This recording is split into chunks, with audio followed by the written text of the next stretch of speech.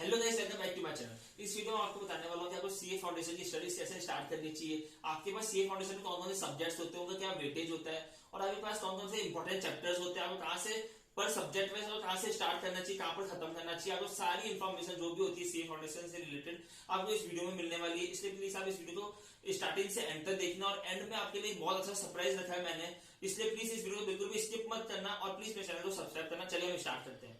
सबसे फर्स्ट हम अकाउंट्स की तरफ जाएंगे। हमारा सबसे फर्स्ट सब्जेक्ट होता है अकाउंट्स। अगर आपने 11th 12th अगर आपके पास कॉमर्स थी अगर, तो आपने अकाउंट्स में मैक्सिमम जो अभी सीए फाउंडेशन में चैप्टर्स है ना, आपने 11th और 12th का मैक्सिमम चैप्टर्स करेगा आपने। जैसे कि आपने रेक्टिफिकेशन ऑफ एरर्स पढ़ा हुआ होगा, कंपनी अकाउंट्स में आपने issue of share, issue of debenture पहले पढ़ रखा होगा, पार्टनरशिप में रिटायरमेंट, डेथ, एडमिशन आपने सब पढ़ा हुआ होगा पहले से। मैक्सिमम चैप्टर जैसे बीआरएस हो गया, बिल्स रिसीवेबल हो गया, बिल्स ऑफ एक्सचेंज हो गया, आपने मैक्सिमम चैप्टर जो भी आपने सब 11th 12th में पढ़ा हुआ है। बस कुछ गिने चुने चैप्टर्स है जो अभी आपके सीए फाउंडेशन में है एक्स्ट्रा क्लास 11th 12th से, जैसे कि कंसाइनमेंट है, एवरेज ड्यू डेट है, अकाउंट करंट है, ये इन्वेंट्री है। ये थोड़े बहुत चैप्टर्स ये जो आपके डिफरेंट है क्लास 11th 12th से, बाकी मैक्सिमम कोर्स वही है जो आपके 11th 12th में था वही है। तो आपको एक टारगेट लेके करना चाहिए, आपको केवल 30 to 45 डेज में अकाउंट पूरी कंप्लीट करनी है, क्योंकि आपने मैक्सिमम कोर्स अपने उन 2 साल में करा है 11th 12th में। तो आपको मतलब बिल्कुल अच्छे से आपको अकाउंट्स आनी चाहिए और आपको अकाउंट्स में 90 प्लस का आपको रखना चाहिए मार्जिन, कि आपको 90 प्लस आनी चाहिए अकाउंट्स में। हमारे पास अकाउंट जो सब्जेक्ट होता है ये 100 नंबर का होता है, आप जो इसमें 90 प्लस आप आराम से ला सकते हो अगर आप अच्छे से स्टार्टिंग से पढ़ाई करो। तो अगर आते हो इसमें आपके पास 2 मंथ भी इनफ है मतलब अकाउंट्स में, तो आप इसमें अच्छे से आरटीपी एमटीपी सब कर सकते हो। अब हमारे सेकंड सब्जेक्ट की तरफ बढ़िए जो कि है लॉ बीसीआर। आप अगर आपके पास क्लास 11th में कॉमर्स नहीं थी तभी कोई डरने की बात नहीं है कि लॉ जो सब्जेक्ट है वो फर्स्ट टाइम आता है। मतलब आपने साइंस में थे, आर्ट्स में थे या कॉमर्स में था, कहीं भी थे, मतलब आपने कभी भी लॉ कभी नहीं पढ़ी, ये सबके लिए नया सब्जेक्ट होता है। तो आपको मतलब आप जब से डे 1 से जब से सीए फाउंडेशन की पढ़ाई स्टार्ट करते हो ना, आप जब से आप मतलब लॉ में अपना बेसिक बिल्कुल अच्छे से स्ट्रॉन्ग रख सकते हो और आप लॉ को मतलब स्टार्टिंग से अच्छे से करके चलोगे तो आपको मतलब इसमें अच्छे से स्कोर कर सकते हो, क्योंकि हमारे पास लॉ 60 नंबर का होता है सीए फाउंडेशन में, बीसीआर 40 नंबर का होता है, आप देख सकते हो। और बीसीआर में बेसिकली इंग्लिश की जो चीजें होती है वो सब आती है, जैसे आर्टिकल हो गया, नोटिस राइटिंग हो गया, नोट मेकिंग हो गया, प्रेसी हो गया, जो कि आप इजीली कर सकते हो, पैसेज हो गया, ये सब आप बिल्कुल इजीली कर सकते हो। ये 40 नंबर में आता है। 60 नंबर में एड्स आते हैं जो कि आपकी बुक में गिवन होंगे, जैसे कि सबसे फर्स्ट आके दिया हुआ इंडियन कॉन्ट्रैक्ट एक्ट। आपको सबसे पहले अगर मेरी बात पंद्रह सबसे पहले इंडियन कॉन्ट्रैक्ट एक्ट ही करना चाहिए, क्योंकि वो बेसिकली वो अकेला मतलब एक इंडियन कॉन्ट्रैक्ट ऐसा चैप्टर है जो कि अकेला 20 से 22 नंबर तक का वेटेज लगता है। तो आपको सबसे पहले इंडियन कॉन्ट्रैक्ट एक्ट करना चाहिए। फिर सेकंड नंबर पर वो जो चैप्टर नंबर 5 दिया हुआ है कंपनीज है, आपको वो करना चाहिए, वो भी 13 नंबर की वेटेज लगता है। फिर आपको मतलब चैप्टर नंबर 2 3 4 जैसा आप चाहो वैसा कर सकते हो। सबसे पहले आपको चैप्टर नंबर 1 करना चाहिए मेरे हिसाब से इंडियन कॉन्ट्रैक्ट एक्ट, और फिर आप फिर बाद में बीसीआर अगर आप बोलोगे तो मैं बीसीआर के लिए अलग से आपके लिए वीडियो बनाऊंगा, आपको कैसे पढ़ना चाहिए बीसीआर में। और आपके अगर आपका कमेंट आया मेरे पास में तो मैं विद इन 30 मिनट्स में आपके हर टॉपिक को कंप्लीट करके आपके वीडियोस अपलोड कर दूंगा और एक प्लेलिस्ट बना दूंगा, ताकि आपका मतलब बिल्कुल easily with in 4 to 5 hours अगर आप वो वीडियोस देख लोगे ना, आपकी पूरी बीसीआर यानी आपके 40 नंबर मतलब 400 का एग्जाम होता है, उसमें से 40 नंबर आपके सिक्योर हो जाएंगे। तो प्लीज कमेंट करके बताना अगर आपको चाहिए हो तो। और आपके लॉ तो आपको स्टार्टिंग से अच्छे से करनी पड़ेगी, क्योंकि लॉ में बहुत सारे बच्चों को एंड में बहुत प्रॉब्लम आती है, इसलिए आप प्लीज लॉ तो बिल्कुल अच्छे से करना ही पड़ेगा स्टार्टिंग में। हमारा सीए फाउंडेशन में थर्ड सब्जेक्ट होता है मैथ्स। इससे 3 पार्ट्स होते हैं, ये देख सकते हो आप। इसमें फर्स्ट वाला तो नॉर्मल मैथ्स ही हो गया, सेकंड वाला होता है एलआर मतलब लॉजिकल रीजनिंग, और थर्ड वाला होता है स्टैट्स, ये देख सकते हो आप।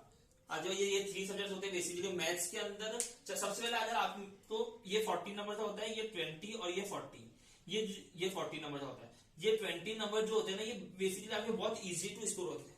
मतलब अगर आप अभी भी बैठते हो ना, आप मतलब विद इन 4 to 5 आवर्स में आप पूरी मॉड्यूल के जितने क्वेश्चन आप सारे कंप्लीट कर सकते हो, बहुत इजी होती है ना।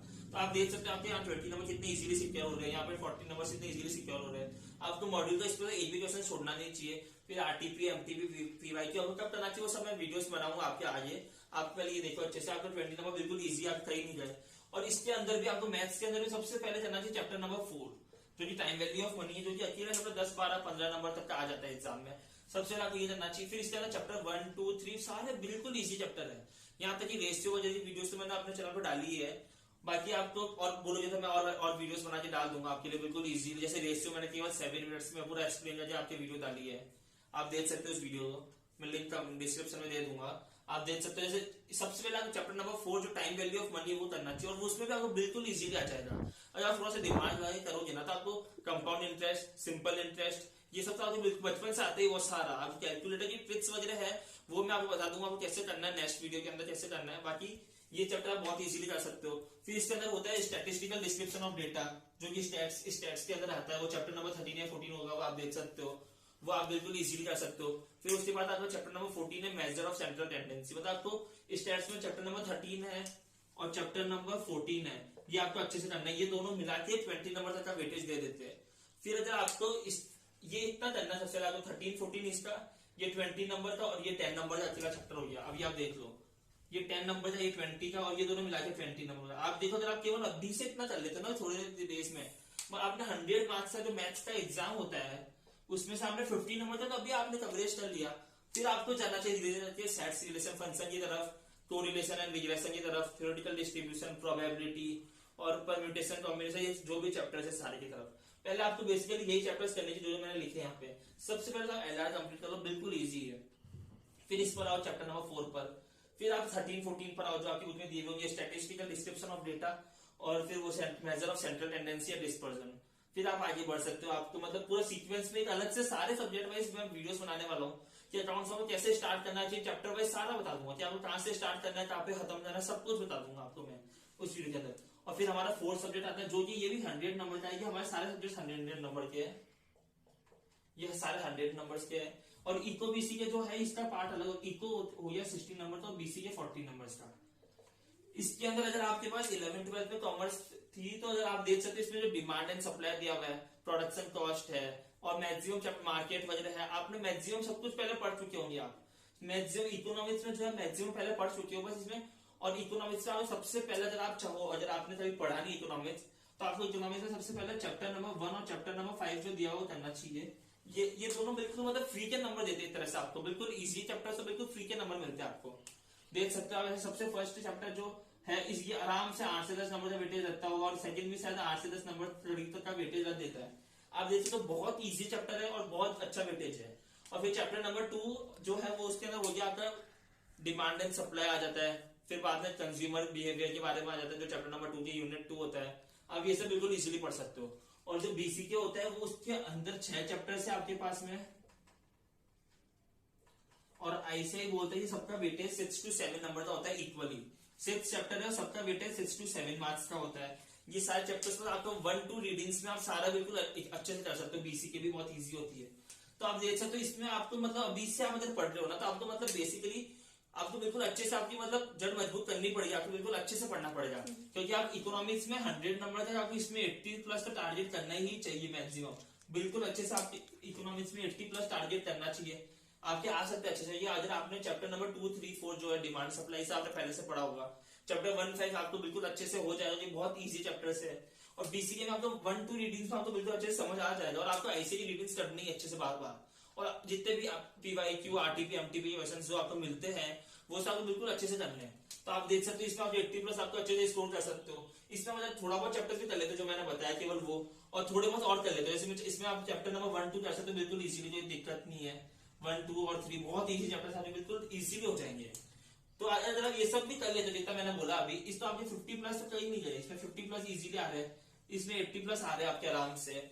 और लॉ बीसीआर में तो आप मतलब आप 40 में से ज्यादा नहीं था 30 तो मान ही सकते हो आराम से, 30 तक लेके आ सकते हो। इसमें रिपोर्ट राइटिंग वो सब होता है। और लॉ में अगर आप केवल अभी आप मानो, अभी तो बता रहा हूँ आपको वैसे अभी सारा ही पढ़ना है। वैसे अगर बता दो अगर आप केवल इंडियन कॉन्ट्रैक्ट करते हो तो उसकी वेटेज 20 नंबर तक की हम मानते हैं अगर, और कंपनी से 13 नंबर है।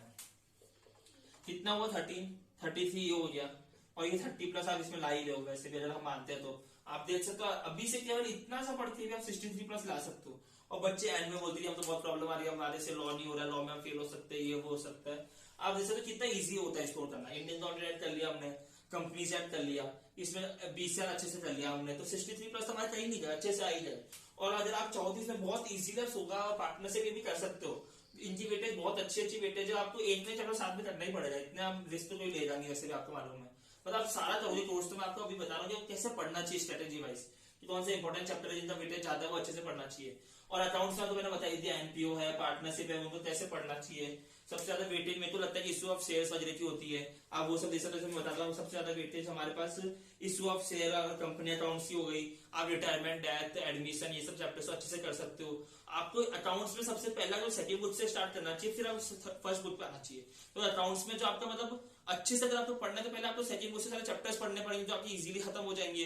फिर आपको मतलब फर्स्ट बुक पे आओगे तो मैक्सिमम वेटेज आप पहले तो खत्म करना पड़ेगा, फिर आप फर्स्ट बुक पे आओ। और अकाउंट्स के और लिए मैं आपको अभी इस वीडियो के जस्ट बाद एक वीडियो लाने वाला हूँ जिसमें आपको अकाउंट्स बताने वाला हूँ कैसे स्टार्ट करना चाहिए चैप्टर वाइज। और आपको जब कोई भी सब्जेक्ट में डाउट आ रहा है, कुछ भी अगर आप सीधा डिस्क्रिप्शन में जाकर लिखो, मैं उसके ऊपर वीडियो ला दूंगा। जैसे आपको कंसेप्ट में प्रॉब्लम आ रही है, मैं आपके लिए 30 मिनट की वीडियो बना के ले आऊंगा जिससे आपको सारे कंसेप्ट क्लियर करा दूंगा बिल्कुल इजीली। फिर आप आराम से सारे क्वेश्चन सॉल्व करो, जो करना हो करो, बिल्कुल इजीली आपको मैं सॉल्व करा दूंगा।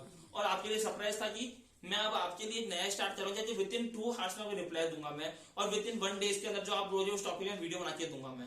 तो प्लीज मेरे चैनल को सब्सक्राइब करो, आपके सारे फ्रेंड्स से मेरे चैनल को शेयर करो। Okay, thank you guys.